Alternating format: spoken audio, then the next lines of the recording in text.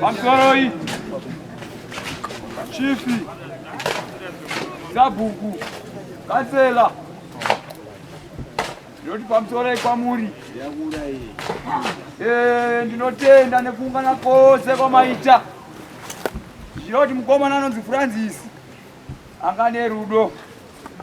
Yanga asina rudo dai mamusiri pano. Saka ndinozvitenda. Francis aiva ari munhu munyoro. Francis waigona kutadza kunzwisisa pari. Wezi aiva ari munhu akangonyarara. Haleluya.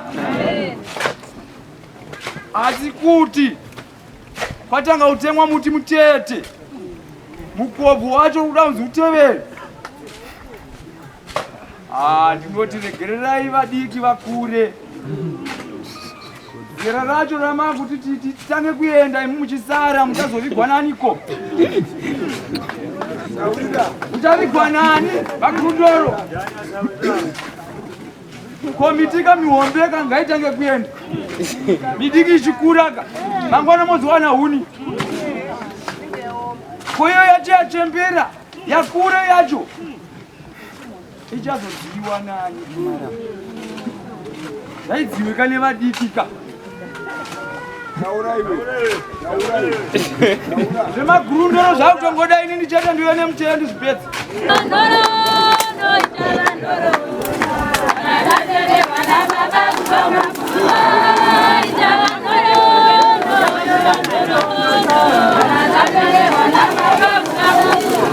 Asiyainina zvimbopera mushe.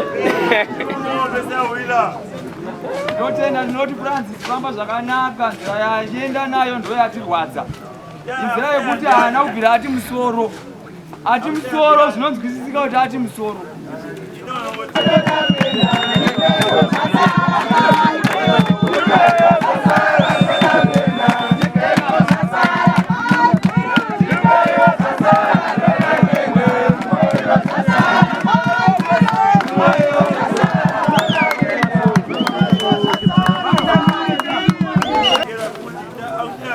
Nzira yaenda nayo inzira inorwadza.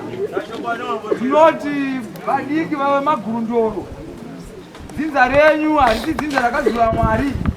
Idzinza rakaziva zvenyika. Zvemashave ndozvandinotaura pano.